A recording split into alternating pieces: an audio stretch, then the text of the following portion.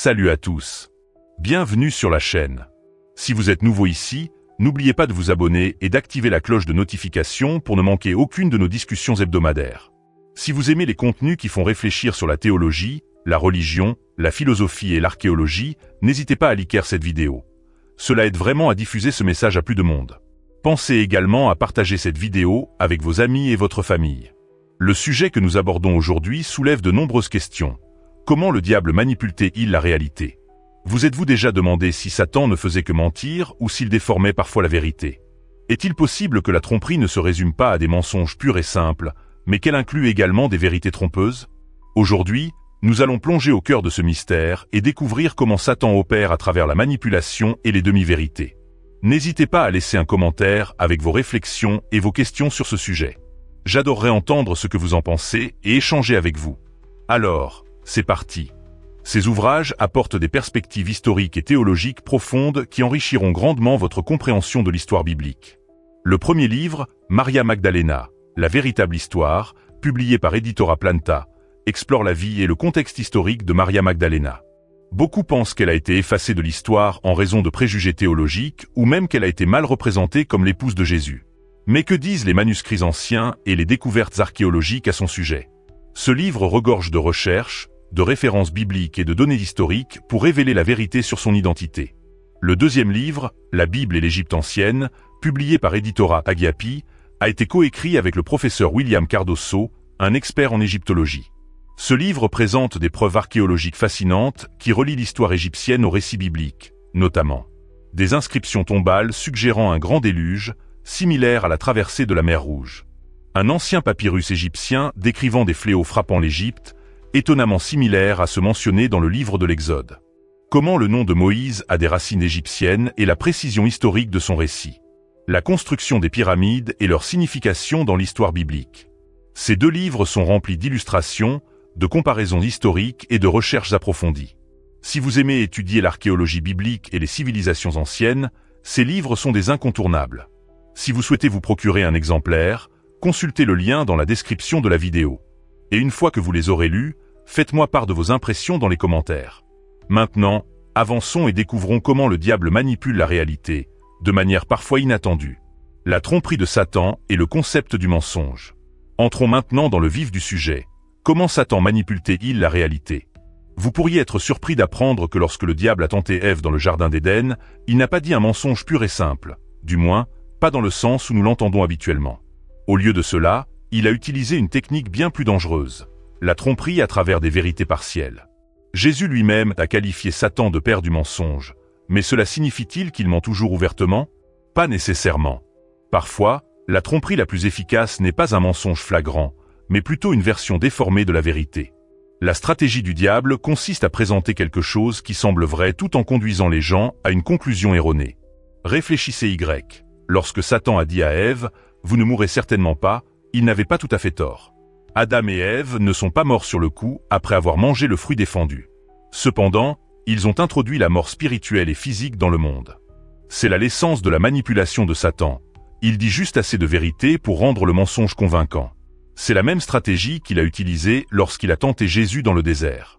Il a même cité les Écritures, mais il en a déformé le sens pour servir son propre agenda. C'est ce qui rend sa tromperie si dangereuse. Si les mensonges étaient évidents, ils ne seraient pas efficaces. Mais lorsqu'ils sont mélangés à la vérité, ils deviennent beaucoup plus difficiles à détecter. C'est pourquoi nous devons rester vigilants et discernants. La tromperie de Satan ne consiste pas en des mensonges flagrants. Elle consiste à faire croire aux gens qu'ils suivent la vérité alors qu'ils sont égarés. Et c'est là le véritable mensonge de Satan. Philosophie et logique, la clé pour comprendre la tromperie. Pour vraiment comprendre comment Satan manipule la réalité, nous devons maîtriser la logique et le raisonnement. En philosophie, deux domaines clés nous aident à discerner la vérité de la tromperie. La métaphysique, l'étude de l'existence et de la réalité, et la logique, l'étude du raisonnement correct. Tout comme la grammaire établit des règles pour structurer le langage, la logique fournit des règles pour un raisonnement correct. Sans grammaire, la communication devient confuse. Sans logique, le raisonnement devient déformé. Beaucoup de gens tombent dans le piège de la tromperie parce qu'ils ne reconnaissent pas les sophismes, des erreurs de raisonnement qui font paraître quelque chose de vrai alors que c'est faux. Un concept critique en philosophie est la loi de non-contradiction. Une déclaration ne peut pas être à la fois vraie et fausse dans le même contexte. Cependant, Satan exploite le manque de raisonnement logique des gens pour créer des contradictions qui semblent raisonnables. C'est pourquoi les sophismes sont si dangereux. Ils semblent convaincants mais conduisent à des conclusions erronées. Par exemple, dans les débats juridiques et rhétoriques, un avocat malhonnête peut tordre le sens des lois pour favoriser son client. De même, le diable tord la vérité biblique, non pas en niant les Écritures, mais en déformant subtilement le sens. Si nous n'entraînons pas notre esprit à penser clairement et de manière critique, nous devenons vulnérables à la manipulation. Satan ne ment pas toujours ouvertement. Il utilise la vérité à mauvais escient pour servir son agenda. C'est pourquoi nous devons non seulement étudier la Bible, mais aussi développer nos compétences en raisonnement pour éviter d'être trompés par des demi-vérités. Exemple de sophisme. Comment fonctionne la tromperie? Pour mieux comprendre comment Satan manipule la réalité, examinons les sophismes, des arguments qui semblent convaincants mais qui sont en réalité trompeurs. Un sophisme n'est pas simplement un mensonge ordinaire. C'est un argument faux qui semble vrai. C'est la clé de la tromperie. Un mensonge mélangé à la vérité est beaucoup plus difficile à détecter. Un excellent exemple est une histoire personnelle que je raconte souvent. Imaginez si je disais « J'ai chanté avec le célèbre quatuor Arotto d'Oreille. J'ai performé dans plusieurs pays. J'ai enregistré et sorti plusieurs CD. J'ai chanté avec des artistes internationaux renommés comme Luciano Pavarotti et Pentatonix. Tout ce que je viens de dire est techniquement vrai. Mais si je ne précise pas le contexte, vous pourriez penser que je suis un chanteur professionnel qui a fait des tournées mondiales. Cependant, voici la réalité. J'ai participé à une performance occasionnelle avec les Arotto d'Oreille, mais je n'ai jamais été membre officiel. J'ai voyagé dans plusieurs pays et chanté lors de services religieux, pas dans des concerts professionnels. Lorsque j'ai dit que j'avais enregistré et sorti des CD, je faisais en réalité référence à des vieux CD que j'avais jetés, pas à de la musique. J'ai chanté avec Pavarotti et Pentatonix, mais seulement dans ma voiture en écoutant leur musique. Vous voyez la tromperie? Tout ce que j'ai dit était techniquement vrai, mais cela a créé une fausse impression. C'est exactement ainsi que Satan trompe les gens. Il utilise la vérité de manière trompeuse pour manipuler la perception. Cette méthode a été utilisée contre Jésus lors de sa tentation dans le désert. Satan a cité les Écritures, mais en a déformé le sens pour pousser Jésus à une conclusion erronée. De même, lorsqu'il a tenté Ève dans le jardin d'Éden, il n'a pas nié les paroles de Dieu. Il les a reformulées de manière à la faire douter de la vérité. C'est pourquoi il est crucial de comprendre les sophismes. Si nous ne faisons pas attention, nous pouvons être induits en erreur par des déclarations qui semblent vraies mais qui sont en réalité trompeuses. Le plus grand danger ne réside pas dans les mensonges flagrants, mais dans les distorsions subtiles de la vérité. La tromperie de Satan dans les récits bibliques. La stratégie la plus puissante de Satan n'est pas toujours de mentir ouvertement. C'est de tordre la vérité juste assez pour égarer les gens. Cette technique est évidente tout au long de la Bible, en particulier dans la tentation de Jésus et dans le jardin d'Éden. La tentation de Jésus. Lorsque Satan a tenté Jésus dans le désert, il a fait quelque chose de choquant. Il a cité les Écritures. Il a dit à Jésus de se jeter du haut du temple, en disant « Il est écrit, il donnera des ordres à ses anges à ton sujet, et ils te porteront sur leurs mains. » Psaume 91, 11-12. Satan ne mentait pas. Ces mots étaient bien dans la Bible. Mais il les a sortis de leur contexte pour manipuler Jésus et l'inciter à agir en dehors de la volonté de Dieu. Jésus, comprenant la tromperie, a répondu avec une autre écriture. Il est aussi écrit « Tu ne mettras pas à l'épreuve le Seigneur ton Dieu. » Matthieu 4,7. Cela nous enseigne une leçon cruciale. Ce n'est pas parce que quelqu'un cite la Bible qu'il dit la vérité. Si le contexte est mal représenté, même les Écritures peuvent être utilisées comme un outil de tromperie. Le jardin d'Éden, un exemple parfait de vérité tordue. Satan a utilisé la même stratégie avec Ève dans le jardin d'Éden. Il a commencé par une question, pas par un mensonge direct. Dieu a-t-il vraiment dit « Vous ne devez manger d'aucun arbre du jardin » Genèse 3h1. C'était un piège. En exagérant le commandement de Dieu, Satan a provoqué Ève à défendre Dieu, mais en le faisant, elle a mal cité ses paroles. Dieu avait dit qu'il ne pouvait pas manger d'un arbre spécifique, mais Ève a ajouté ses propres mots. Dieu a dit « Vous ne devez pas en manger, ni y toucher, sinon vous mourrez. » Genèse 3h3. Dieu n'avait jamais rien dit à propos de toucher l'arbre. En déformant subtilement la vérité, Ève s'est rendue plus vulnérable à la tromperie. Voyant sa confusion, Satan est allé plus loin. « Vous ne mourrez certainement pas, » dit le serpent. Car Dieu sait que, le jour où vous en mangerez, vos yeux s'ouvriront, et vous serez comme Dieu, connaissant le bien et le mal. Genèse 3, 4-5. Encore une fois, Satan n'a pas complètement menti. Ève et Adam ne sont pas morts physiquement sur le coup, mais ils ont connu la mort spirituelle et la séparation d'avec Dieu. Leurs yeux se sont ouverts, mais pas de la manière dont Satan l'avait laissé entendre. Ils ont acquis la connaissance du bien et du mal, mais à un prix dévastateur. Le péché, la souffrance et la mort sont entrés dans le monde. Le cœur de la tromperie de Satan. Ces exemples révèlent la méthode principale de Satan. Semer le doute avec des questions trompeuses. Déformer la vérité en tordant les paroles de Dieu. Présenter une version de la vérité qui conduit à la désobéissance. C'est pourquoi le discernement spirituel est essentiel. Si même Ève, qui vivait dans un monde parfait, a pu être trompée, à combien plus forte raison devons-nous être prudents aujourd'hui? Nous devons connaître la parole de Dieu avec précision et être vigilants face aux distorsions, car les mensonges les plus dangereux sont ceux qui semblent vrais. La connaissance de Dieu et le libre arbitre. L'une des plus grandes questions entourant la tromperie de Satan est « Si Dieu sait tout, pourquoi permet-il aux humains de faire des erreurs ?» Pour répondre à cela, nous devons comprendre l'omniscience de Dieu et comment elle se rapporte au libre arbitre. La connaissance infinie de Dieu. Dieu ne pense pas et ne traite pas l'information comme nous le faisons. Il sait déjà tout, le passé, le présent et le futur. Contrairement aux humains, qui ont besoin de temps pour apprendre, analyser et conclure, la connaissance de Dieu est immédiate et absolue. Imaginez un grand maître d'échecs comme Garry Kasparov. Il peut prédire plusieurs coups à l'avance, connaissant tous les résultats possibles en fonction des actions de son adversaire. Maintenant, imaginez un esprit bien supérieur, l'esprit de Dieu, qui connaît chaque possibilité, chaque choix et chaque conséquence avant même qu'il ne se produise. La nature du libre arbitre. La connaissance de Dieu, cependant, n'interfère pas avec le choix humain. Il sait ce qui va se passer, mais il ne force pas les gens à agir d'une certaine manière. Par exemple, si une personne se trouve à un carrefour, Dieu sait ce qui se passera si elle va à gauche ou à droite. Cependant, la personne choisit toujours quel chemin prendre. La connaissance de Dieu ne signifie pas qu'il contrôle sa décision. Cela signifie simplement qu'il connaît déjà le résultat. C'est crucial pour comprendre pourquoi Dieu a permis à Adam et Ève d'être tentés. Il savait qu'ils avaient la liberté de choisir, et il connaissait également les conséquences de leurs décisions.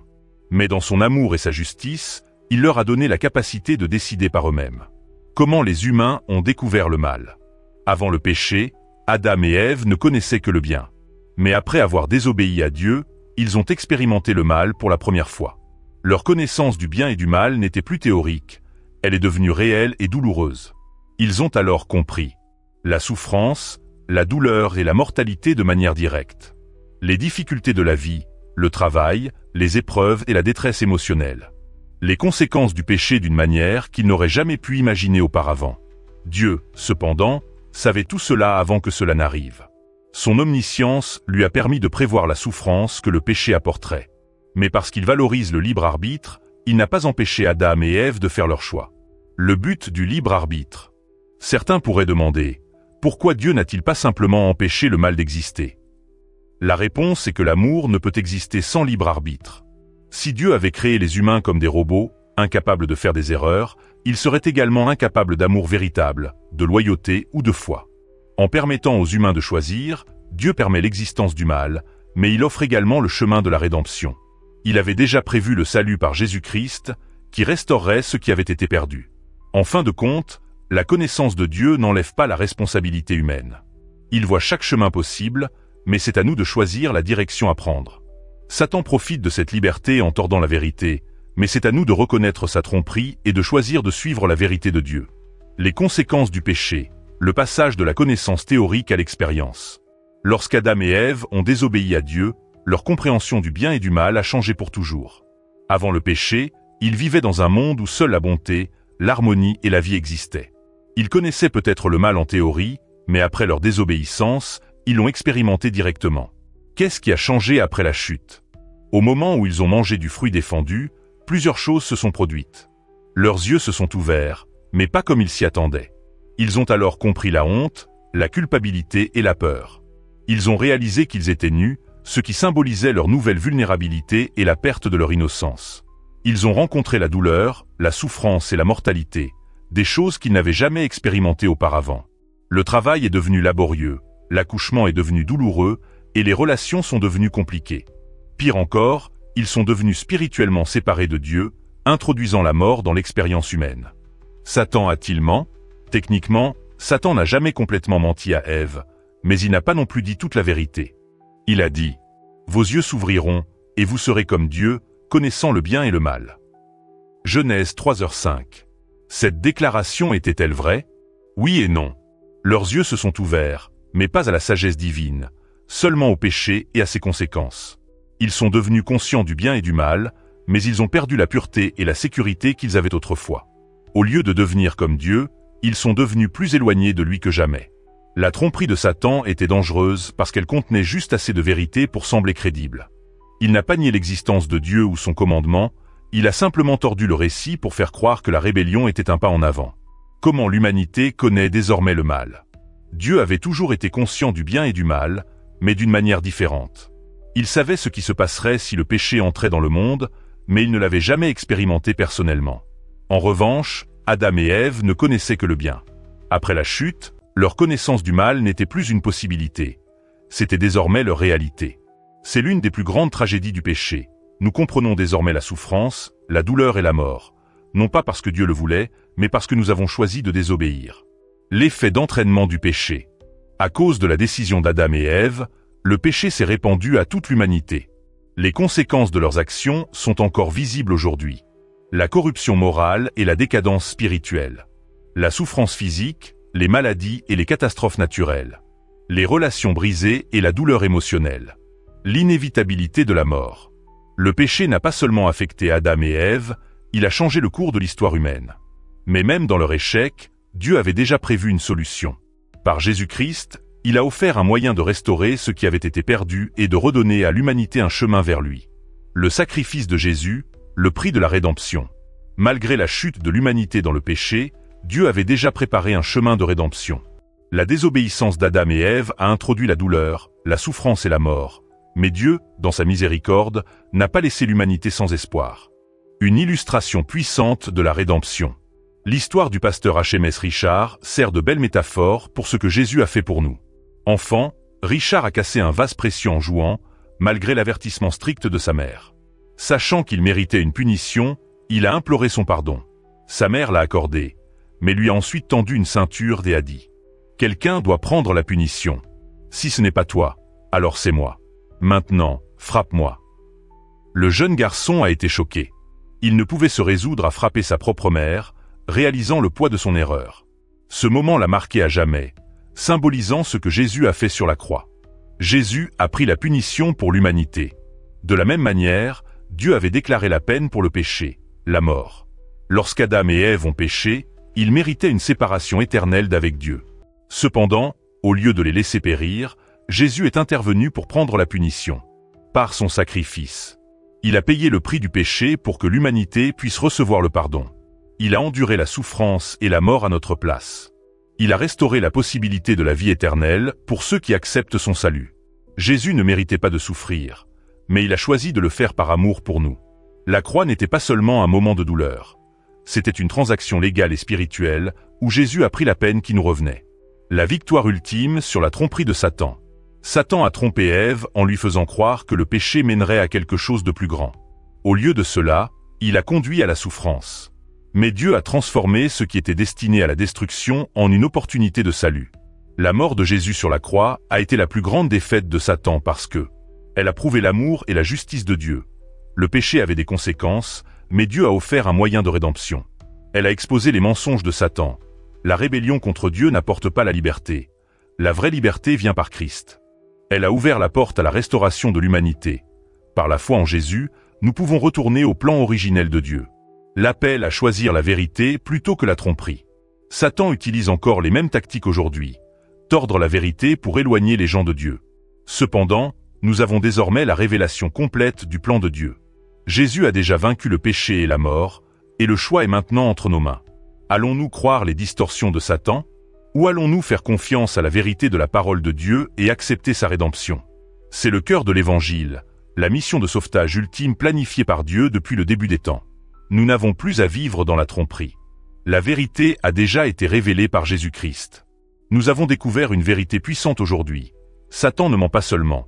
Il déforme la réalité, utilisant des demi-vérités pour manipuler et tromper. Comprendre comment il opère est essentiel pour nous protéger de la tromperie spirituelle et rester enracinés dans la vérité de Dieu. Mais ce n'est que le début d'une conversation bien plus profonde. Il y a tant à explorer. Comment la tromperie influence la culture moderne, la foi et les choix personnels. Si vous voulez approfondir ces sujets, assurez-vous de vous abonner et d'activer la cloche de notification pour ne pas manquer nos prochaines vidéos. Si vous avez trouvé cette discussion instructive, likez la vidéo. Cela aide vraiment à diffuser ce message à plus de monde. Et n'oubliez pas de partager cette vidéo avec vos amis et votre famille. Vous ne savez jamais qui pourrait être en proie à la confusion spirituelle et avoir besoin d'entendre cela aujourd'hui. Aussi, j'adorerais entendre vos réflexions.